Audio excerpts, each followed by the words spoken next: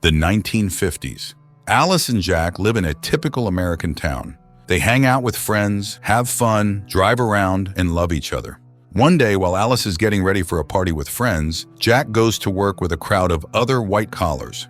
A female voice narrates that today is the 997th day. All employees are on their way to headquarters. All residents are safe and accounted for. Ladies are wished a good day, and Alice starts her household chores. Then she goes to her dance classes, like all the exemplary wives in town. The instructor, Shelley, reminds them, beauty is in control and grace is in symmetry.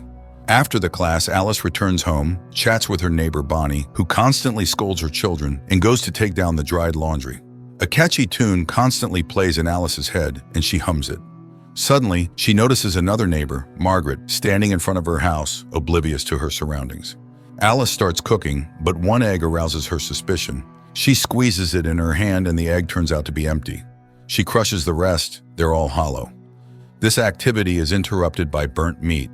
In the evening, she greets her husband, beautifully dressed, with her hair done, and at a set table.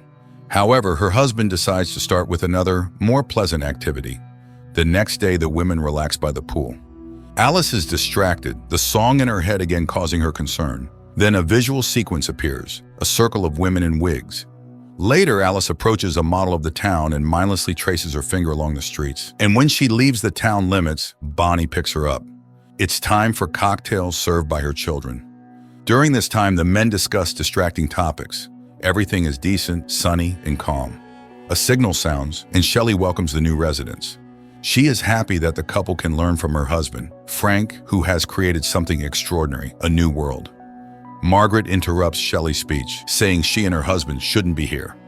Alice's husband hastily leads her away, and the newly appeared Frank apologizes to the guests. The couple is going through a tough time. They're tasked to chase dreams and confront chaos, the main enemy of progress. And they all change the world. The guests echo Frank's words. Everyone here is happy. They are all one family. The man thanks the women for supporting their husbands. They are their support. The fun continues. Alice goes to find Jack, but finds Margaret, who says she has nightmares, she can't be here. But Alice's husband quickly pulls the curtain in front of Alice. Alice finds her husband in the house. Jack kisses her, and the couple gets some alone time. But at the brightest moment, Alice sees Frank, who, smiling, watches their lovemaking. Later, the women gather in a shopping center and discuss their perfect lives, and poor Margaret. Alice feels sorry for her neighbor, though Bonnie thinks she brought the trouble on herself. After all, she took her son into the desert by herself. They found her, but without the child. The conversation turns to what the men are doing. No one knows for sure, but it's said that they are making weapons. Bonnie cuts in. That's not their business. Women also do work. They create comfort. At night, Alice has a nightmare. But in the morning, as usual, she sees her husband off to work and starts her household chores. Then she goes on a trip. She is the only one left on the trolley bus and says she just wants to ride. Suddenly, she sees a plane flying towards the mountains, and then it crashes. Alice yells to the driver, but he doesn't understand what she wants. She urges him to help the victims, but he is on his route and cannot deviate. Alice jumps out of the trolley bus and runs towards the mountains. She walks a long way through the desert, then reaches a road and climbs a high mountain topped by a strange dome. She approaches closer and stops at a mirrored glass. Around her, no one, only her reflection. Alice raises her hands to the glass and loses consciousness. In front of her, in the darkness, a circle of dancing women and a male voice calls for order.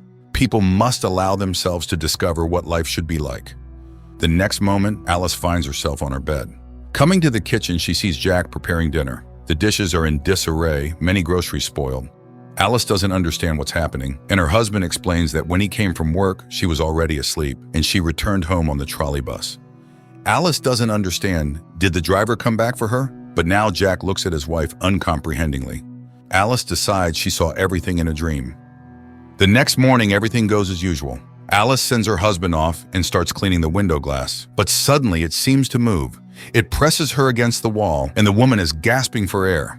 The next moment, the phone rings and Alice is completely free. Margaret's voice on the phone urges her to get out of there. After all, she was there and saw it all herself.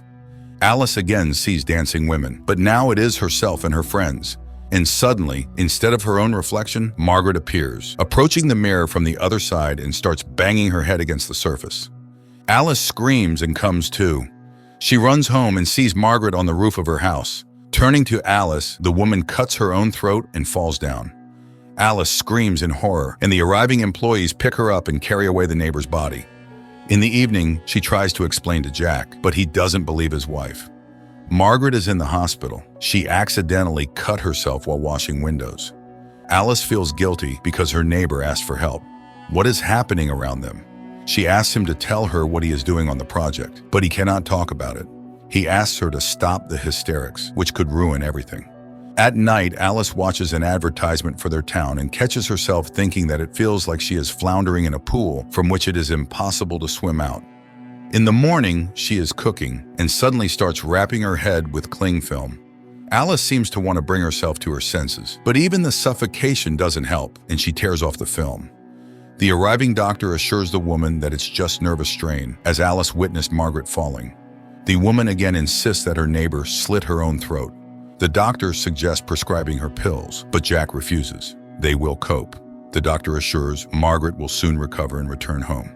He leaves, forgetting his briefcase, from which Alice manages to pull out a folder with Margaret's personal file. But all the text is smeared, unreadable. Alice burns the folder. She drinks alcohol and again sees dancing women. Then she finds herself in the bathroom. Jack is unhappy. They will be late, and he brings her a dress. Then he asks Alice to think about having a child, and tonight they have a wonderful evening ahead. The couple arrives at a restaurant where all the town's residents have already gathered. A performance by a glamorous blonde is demonstrated to the audience, and Alice again sees the circle of women and Margaret killing herself. Alice feels ill, but those around her do not notice. Frank gives a speech and invites Jack on stage.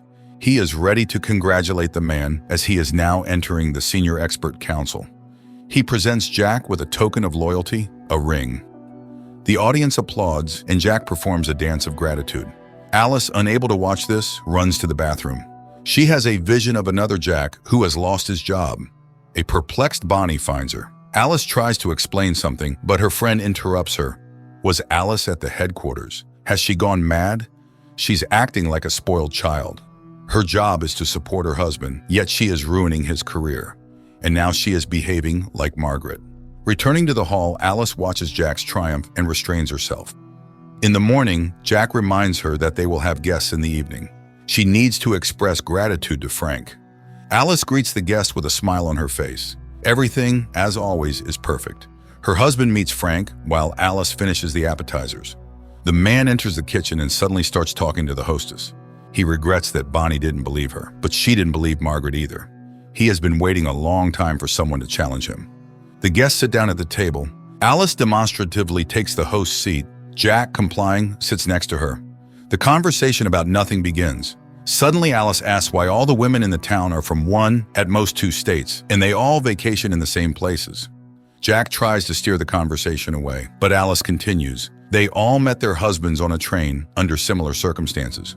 All their stories are the same because they are told what to remember, but sometimes they suddenly remember the forbidden. Frank is doing something with all of them. The man, smirking, reminds her of her nervous breakdown. Why isn't she getting treated? And why was she at the headquarters? Jack is horrified. She was at the headquarters? Frank continues. She broke the rules. It's the result of psychosis, but she revealed herself to him in his bedroom. Alice is stunned by such a dreadful lie, but Jack believes Frank unconditionally. The woman tries to appeal to the guest's common sense. Where do these products come from? And what's in them?